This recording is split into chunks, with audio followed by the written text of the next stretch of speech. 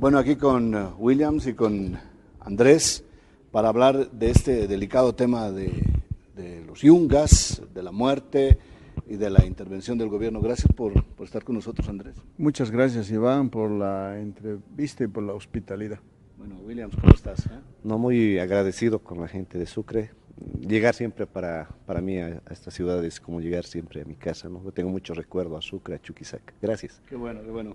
Andrés, ¿por qué se da este fenómeno repetitivo entre Chapare, Yungas, el tema de la coca? El gobierno interviene con muerte, como casi ya siempre está haciendo costumbre. ¿Cuál es tu análisis? Una de las causas es la desigualdad en el trato. ¿Ya? Es decir, al Chapare hay un trato con mayor preferencia, eso es lo que ve en los yungas. En cambio, a la gente que vive en Chulumani, en la zona tradicional originaria de la producción de coca, se sienten discriminados, ¿no? Y se ha visto este último tiempo muy claramente con la Asunta, porque ahí el cuestionamiento inmediatamente surge en los siguientes términos. ¿Por qué el gobierno permite, ¿no?, además ha legalizado esa coca del Chapare, sabiendo que se va el 94% al narcotráfico? Y a nosotros nos responsabiliza sin tener esos términos, porque la coca de los yungas, casi en el 97%, llega al mercado legal de Villa Fátima. Y también se cuestionan y dicen por qué, por ejemplo, han quemado un vehículo, a 3 patrullas, creo, antidroga, en una zona que está entre Oruro y Potosí, han retenido policías y no han mandado 500 policías. En cambio aquí nos han llenado de policías, entonces siente que hay un trato desigual. ¿Por qué se da el trato desigual sabiendo que hay una gran cantidad de coca del Chapare que se va al narcotráfico? En el caso de los yungas es moneda contraria. Bueno, yo veo, ¿no? Analizamos esta problemática ya que sucede en La Paz. Es un descuido ya muy grande de una falta de política de Estado del gobierno de Evo Morales. Son 13 años que está en gobierno y el presidente Evo Morales no ofreció una política de impacto o políticas de impacto en el sector de los yungas como lo hizo con el Chapare. La inversión económica del Chapare en obras públicas son millonarias, a diferencia de lo que tiene justamente los yungas. Los yungas, sus yungas especialmente, tiene ausencia de carreteras, de hospitales, por lo menos hospitales de segundo nivel equipados, o por lo menos debería haber alguno de tercero con especialistas, la falta de centros de estudios especializados universitarios a nivel tecnológico, agrícola. Para los jóvenes de allá no existe esa situación, solamente hay las obras prebendales de los pequeños tinglados, las sedes sindicales, las canchitas, que no son obras de impacto, sino son obras prebendales para ciertos dirigentes. Pero además, Iván, eso tiene que saber la gente, hay un fenómeno, mucha gente de Chulumani, de Irupana, de varios lugares, bajan también para tener un poco más de ingreso para sembrar, yungueños mismos, porque la demanda de la coca tiene pues un precio económico que les da un mejor rédito. Y a esto hay que agregarle que el gobierno no hizo políticas de impacto en el área del altiplano, se dedicó a hacer sus proyectos de Miagua 1, 2, que son pozos y nada más sustentable. Entonces muchos hermanos campesinos del altiplano, de varias provincias, migraron al lado de la Asunta y varios lugares de los yungas. ¿Por qué? Porque el tema de la papa, el tema del trigo, del tema del tomate, la producción de chuño, inclusive la pesca bajo en el lago, no le es muy redituable. Entonces va a los yungas como con nuevos horizontes y nuevos hombres que buscan un mejor día y van a colonizar, digamos así, se van a establecer. Entonces tienes a los yungueños y tienes también a nuevos migrantes. Entonces tú rebasas la parte del cordón amarillo y verde. ¿De qué va a vivir esa gente? No le puedes quitar de la noche a la mañana e imponer una ley ante justamente la necesidad de hambre que tiene, porque te has olvidado de las políticas públicas y peor de la seguridad alimentaria. Cuando se produce este hecho en la Asunta, se repite la historia del Chapare, ¿no? Antes de que el presidente actual asuma el cargo. ¿Por qué? Yo he ido varias veces en mi condición de periodista a cubrir el Chapare y escuchaba estos testimonios de decir, con la coca vivimos, la coca es nuestro sustento, somos pobres, somos migrantes, ¿no? Y entonces cuando yo fui a la Asunta, volví a escuchar la misma historia, ¿no? Una señora, por ejemplo, decía, Noja Suti Berta Cruz, Caima Jamuni Potosi La Domanda, Unaiña Tiacuni, Chay Coquitec Alatu Capuncu, se van a acabar mi coca, ahora no hay para que yo pueda criar a mis hijitos, tengo 3 hijos, incluso han erradicado el café, exactamente igual, ¿no? Después cuando escuchaba Carlos Susaño también, mi coca tenía 32 años, dice, lo que significa que no es una coca reciente. Entonces que estaba en el cordón amarillo, pero que los dirigentes del MAS les habían engañado. Entonces eso es también, dices, ¿por qué se repite esta historia? Porque no hay política, por ejemplo, de empleo en la sociedad, en las ciudades o en los lugares, las zonas expulsoras de migrantes, no siguen siendo, no han podido evitarlo porque no hay condiciones de vida, no han generado, digamos, trabajo, empleo, más que el Estado. Entonces esa historia se repite y terminó de ser exactamente igual, Iván, el día que acusaron a Franklin Gutiérrez, director o dirigente de los cocaleros, de autor intelectual. En 1997, el 2 de julio de 1997, el comandante de la policía, no recuerdo bien el nombre, le acusó exactamente en los mismos términos al dirigente cocalero Evo Morales por la muerte de un policía. Exactamente igual. Williams, ¿por qué resurge este tema justamente cuando hay reunión de plataformas, el tema político? Está reflotando este tema de los cocaleros en un tiempo político. A ver, se puede decir inclusive que esto es una situación de provocación del gobierno para poner una cortina de humo y permitir la reelección, ¿no? Se dice, ¿no? Pero esto ya viene de hace tiempo, el tema del problema de la ley de la hoja de coca y el problema con los yungueños.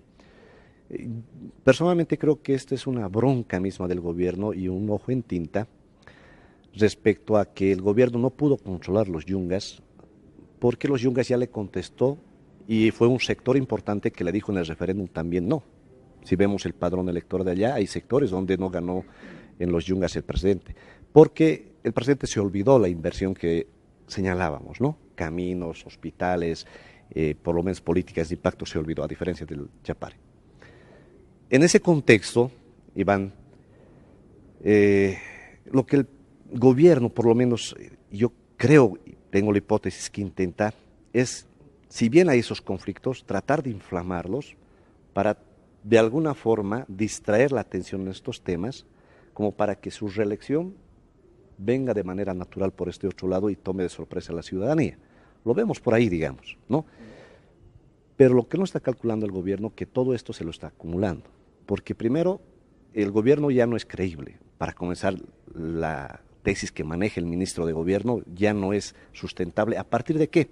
A partir del último conflicto con Lopeo, cuando dicen que el ciudadano, este muchacho universitario que muere con una canica, ¿no? Porque dice murió o se mataron entre universitarios, ¿no? Y después aparece justamente las cámaras y desmienten totalmente al ministro de gobierno. Entonces, sector del Alto, parte del Alto y gente de la OPEA sabe que tenemos un gobierno y un ministro que falta la verdad y que pueden, obviamente, querer montar algo. Entonces, en los yungas, la desconfianza es que si realmente haya ocurrido lo que se dice con el oficial de policía, ¿no? Pero sí, no le creen porque estos 2 ciudadanos yungueños que mueren no se les puede acusar que sean gente terrorista metida en el narcotráfico, porque son ciudadanos de a pie que por mejores días están justamente luchando por algo de sobrevivir.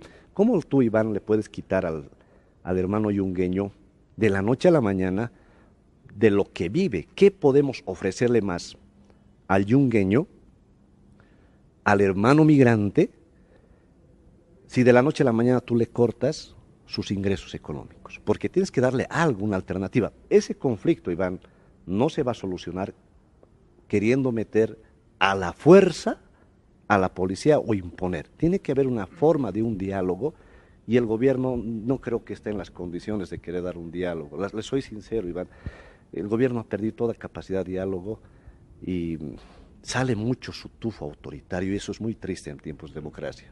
Bueno, Andrés, entonces la hoja de la coca ya no es un símbolo del poder, sino es la hoja del Chapare, ¿no? O sea, ya no es, digamos, un símbolo de los campesinos solamente o del movimiento al socialismo en el poder, sino la hoja de coca se ha convertido solamente la del Chapare como símbolo de poder.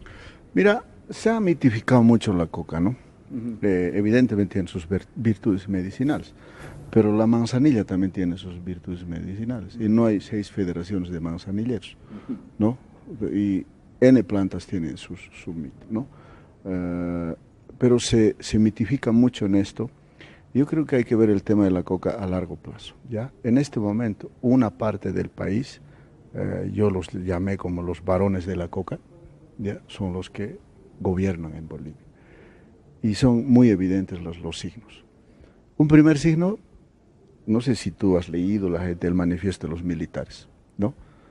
Un grupo de militares dice que ahora para tener una carrera militar, para llegar a cargos jerárquicos, comandantes, hay que tener el aval de los cocaleros del Chapare. Quien es comandante en alguna unidad ahí en el Chapare va a ser el próximo comandante del ejército. 1. 2. Han hecho la ley general de la coca a su medida. Sabiendo que la ONU dijo que el 94% de la coca se va al narcotráfico, de ahí o se desvía, ¿no? Han aprobado una ley que ha legalizado toda esa producción. ¿Ya? No solamente eso, sino que ellos han dicho el candidato va a ser Evo Morales y punto. Y luego han dicho va a ser Álvaro García y punto. No, pero los de la COP, las Bartolinas estaban diciendo no, pero que sea una mujer, un obrero. No, aquí nosotros. Entonces es un poder fáctico. Y el presidente que los gobierna es también su presidente. Entonces aquí son los varones de la coca que han acumulado mucho poder. En cambio, los otros productores de coca que están en los yungas se sienten discriminados, ¿no? Excluidos ya de todo este proceso, digamos, llamémosle de asumir el poder. Pero el tema de la coca hay que verlo un poquito más allá. Porque mira, yo estaba en Tajama, ¿no? Paramos ahí y una persona me dice, ¿sabes, Andrés? Y nosotros cosechábamos, ellos mismos reflexionan, cosechábamos aquí 20.000 naranjas en mi huerta, dice. Y ahora le digo, nada, puro es coca. ¿Y de la naranja de dónde se trae? De La Paz. Qué paradoja, ¿no? Porque hasta ahí llega de Alto Beni y dice, no, ya no hay. Café, nada.